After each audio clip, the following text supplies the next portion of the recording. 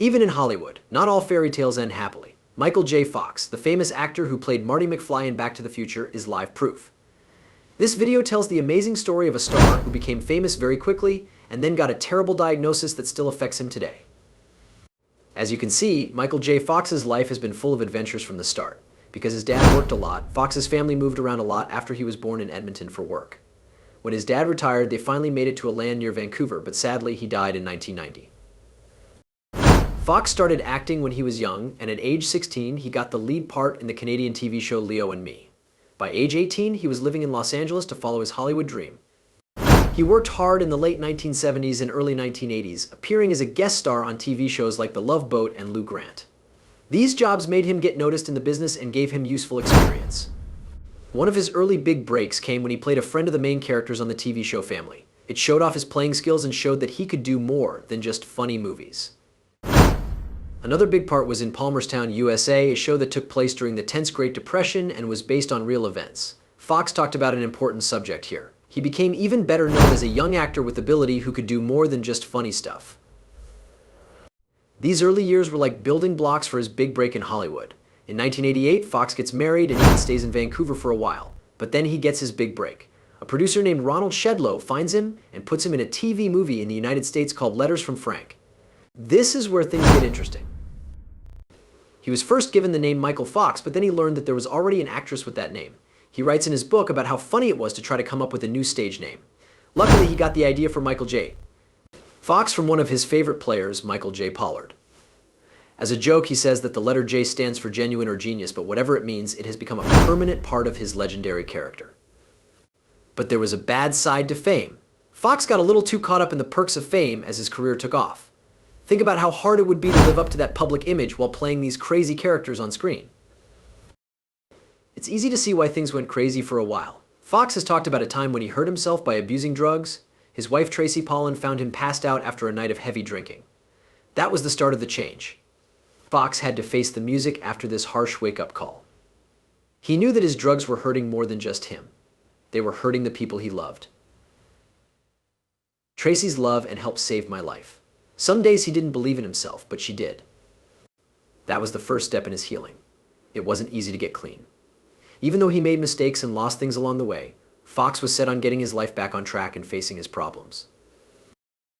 Therapy turned out to be his best tool. He went deep, faced his inner battles, and somehow got himself out of the darkness. It wasn't just about getting over a problem. It was about getting back on track. But just when he thought he was over his biggest problem, life threw him another one. In 1991, while he was shooting Doc Hollywood, his body started acting up in strange ways. He thought it was nothing serious, just a twitchy finger here and a sore shoulder there. But then the killer diagnosis came out, having Parkinson's. The medics laid it out. This could mean that he can no longer be an actor in a few years. Alzheimer's is a tough one, and its reasons are still a bit of a mystery. A mix of genes in the place where you live. This is a strange fact.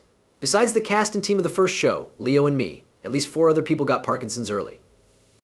It's not scientific enough, but it's still interesting. Anyway, things quickly got worse after the diagnosis. Michael turned to drinking to deal with his problems, which was a bad idea. He talked about those first 7 years in his documentary, which is still a Michael J. Fox movie. It was hard. There was denial and deep sadness. His illness was a secret while he worked on projects, but it wasn't easy. He took dopamine pills to control the shaking and moves that he couldn't control. But he didn't use them the right way. He mixed them with drink. It was a dangerous game. He would take his medicines at just the right time to look normal at work. In the film, he said that these pills weren't for ease. I only wanted to hide the signs. I got very good at getting them to do what I wanted. And this time, we can see how far Michael went to keep playing while he hid his illness. But something had to shift. He chose to stop drinking and getting high in the same year that he had surgery called a thalamotomy. What this really means is that they shocked a part of his brain to help with his Parkinson's twitches. It shows how determined he was to feel better. He did all of these things, but Parkinson's still affected him. He often had to use a wheelchair to get around, which was a steady reminder of how the disease had changed his body. But Michael is always honest. He never runs away from the truth. Parkinson's has made his life hard, but his heart never breaks. He smiled and thought positively every day because he wouldn't let this sickness take away his love of life. He says that Parkinson's takes away his freedom and power, but he is determined to make a difference. The Michael J. Fox Foundation for Parkinson's Research steps in to help with this. He has become a champion for this cause, working to get more money, support, and a fix. He even told NPR about how hard it was for him to take his medicine. It seems that he takes a little too much sometimes, which causes dyskinesia, which are moves that he doesn't want to make. Others didn't like his method, but Michael explained why he did what he did. That's better for him than the worst effects, mostly when you're being interviewed. Recently, he talked about how he had thought about what might have caused his Parkinson's. During a time when he thought the government was messing with crops, he looked into everything, from teens using drugs to fishing near plants. But in the end, he learned that thinking about what might have been could be very stressful. Michael was brave enough to tell the group that he has Parkinson's. He knew it was time to take a break from the daily grind by season 4. His role was taken over by actor Charlie Sheen, but Michael still showed up in a few episodes in the last season. He couldn't stop playing for long, even though his health was bad. Michael came back with a bang in 2004 after a break. He was a guest star on 2 episodes of Scrubs, a funny medical drama made by the same person who made Spin City. He played a surgeon with severe OCD, which showed that he could still play any part.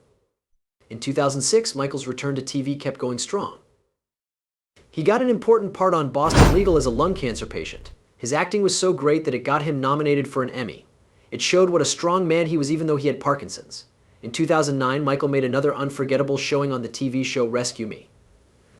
He did a great job and won an Emmy for Best Guest Actor in a Drama Series. He wasn't done yet after winning that amazing Emmy for Rescue Me. He got a regular part on the TV show The Good Wife in 2010. He played a very smart lawyer named Lewis Canning, and his work was so good that he was nominated for an Emmy 3 years in a row. Not only has he had a lot of hits, but he also played himself as Larry David's neighbor on Curb Your Enthusiasm in 2011. It was really funny. It was all in good fun when Larry's character said that Michael was abusing his Parkinson's to get what he wanted. He showed that he could laugh at himself and use his experiences in a smart way by going along with it. He even made a quick return to the show in 2017 for another surprise. Parkinson's, on the other hand, got stronger over time. In 2019, when he was 60 years old, Michael made the very hard choice to stop playing. The sickness hurt his voice and made it hard for him to do the things he loved most. In an emotional speech, he talked about how sad he was to lose the ability to do things so easily. But it wasn't the physical act that was hard. His memory was also getting worse because of this illness. Michael had to deal with the awful truth that he was forgetting things as his Parkinson's disease got worse. Simple things and special times all faded away. He's been very honest about this, talking about how upset and angry it makes him to lose his memories. Do you remember how smart he was? How on earth did he learn lines so quickly? Right now it's hard. Something that was easy for him before is now very hard for him. It's not just his job, though. He has trouble with his daily life because of this memory loss. He now has to jump over simple things that used to be easy for him. He is always fighting a sickness that is taking away the memories he loves. Anyone can feel lost when they're up against such a task. But Michael wasn't fighting by himself. During this whole process, his wife Tracy Pollan has been his rock. They met on the set of Family Ties in 1985, but they didn't really hit it off until the next year, when they were working on Bright Lights, Big City. They started going out together, and in 1988 they said I do in a beautiful wedding in Vermont. Tracy was 28 years old and Michael was 27. Since then, their love story has only grown stronger. They have 4 wonderful children and a beautiful full family. Their first child, Sam, was born in 1989. In 1995, twin girls named Aquina and Skylar joined the family. And in 2001, their younger daughter, Esme, joined the family. Michael always says that his family is what keeps him going, especially since he was told he has Parkinson's disease. Tracy's answer was simple but strong when he told her Dot will handle this, and everything will be fine. She has been by his side ever since. This year, there were some crazy reports in the news that Michael and Tracy were splitting up. Thankfully, those were not true at all, because their love for each other and their family is so strong, they shut them down right away. Everything caught them off guard and let them down. And the two of them said in a statement that love, understanding, and fun have helped them get through everything. Michael's family is more than just Tracy and the kids, though. His brothers Karen, Jackie, and Stephen are very close to him. He loves that they've always been there for him through good times and bad. He cares about important issues just as much as he cares about his family. Fox took a big step into politics in 2006 when she took the lead in a campaign ad for Claire McCaskill. It was that time, and she was running for the U.S. Senate against Jim Talent, who was already there. The ad was especially powerful because Fox, who has Parkinson's disease, showed how it affects him while supporting study into embryonic stem cells. Fox said in this ad that he really wanted to find a fix for Parkinson's and that stem cell research might be the key. People in Missouri could choose. either Claire McCaskill, who backed this study, or Jim Talent, who wanted to stop it. Fox made it clear in the ad that this wasn't just a Missouri race. People say that politics are local, but he said that wasn't always the case. A lot of people in the United States care about what you do in Missouri, including me. Everyone talked about the ad after it went viral. It was called one of the most powerful campaign ads ever, and it did its job. Polls showed that Fox's message had an effect on people, and McCaskill won the race. There was, of course, some disagreement. Some people thought Fox was getting political by being sick, but Fox didn't care. This was his chance to speak up for all the people with Parkinson's and fight for better healthcare for everyone. He kept talking about his problems and how study needs to be funded and how people should be able to get better care. Fox's voice is now very important for people with Parkinson's. He has used his fame to fight the stigma, get the word out, and press for laws that help patients and fund study. It's not a surprise that everyone looks up to him for this. A lot of people want to help find a fix because of him. Even though people are mean to him and are watching everything he does, Fox stays focused on his cause. Because he is famous, he brings attention to important problems. Problems he faced have turned into a strong force for good, showing that tough times can make you a strong champion. People take notice of his work. In 2007, Time magazine named Fox one of the 100 most influential people in the world. He's also done a lot of cool things to get the word out. In 2009, he went on Oprah with Dr. Oz to talk about Parkinson's, his book, and his family. And even his own primetime show called Adventures of an Incurable Optimist, he kept getting praise. In 2010, a well-known university in Sweden gave him an honorary doctorate in medicine. He also received a couple of other honorary doctorates from universities in Canada for his playing and amazing work to support people with Parkinson's. A fun fact is that Fox used to take part in police training simulations when he first started his job. That could be why, in 2016, his charity teamed up with Nike to raise even more money for Parkinson's research. They raised $6.75 million through sales and raffles in Hong Kong and London. Fox can do pretty much anything, right? You wouldn't believe how hard Parkinson's disease hit him. It took away a lot of the artistic things he loved to do, like drawing, playing the guitar, and dancing like Marty McFly. These things were ways for him to relax and express himself. Having Parkinson's made those things a lot harder. That might have made him give up, but Fox isn't one to give up. Writing gave him new ideas for art. He wrote memoirs and articles with all of his heart, so that everyone could read about his life and fight with Parkinson's. Lucky man, his first book is a wild ride. He ignored his Parkinson's for 7 years, then started his own fund to help others, and now he speaks out for people with Parkinson's. Fox even wrote a book that was very real. He talked about how he stopped taking his medications before speaking in Congress because he thought that his performance without them would really show people who didn't understand how serious Parkinson's was. Talk about being dedicated. This is his second book. It's called Always Looking Up, and it's all about his fight for stem cell research. Michael may not be able to do some things physically because of Parkinson's, but that hasn't stopped him from enjoying life. Fox and his wife Tracy Pollan live in a great apartment in New York City. They've lived there for more than 25 years, and it has everything they need. There are views of Central Park, a fireplace, and even a fancy kitchen with all the newest appliances. That's not all, though. They also own a beautiful beach house in the Hamptons with a pool, hot tub, and amazing views of the ocean.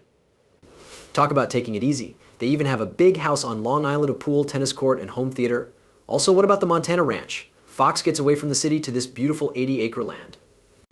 It is a great place to relax because it has mountains, woods, and a guest house. Fox does more than just hang out, though. This guy is crazy about cars. He loves putting old cars back together and showing them off at events. He really values their past and the work that went into making them, but you might be surprised by what he loves most about him besides playing. That's kindness. Fox set up the world's largest Parkinson's research foundation, the Michael J. Fox Foundation for Parkinson's Research. In his fight to find a fix, this guy really shines. During his free time, he likes to play golf and work on cars or Parkinson's studies. His health has been getting worse, but he still loves playing with family and friends. That's Fox, though. He makes it work.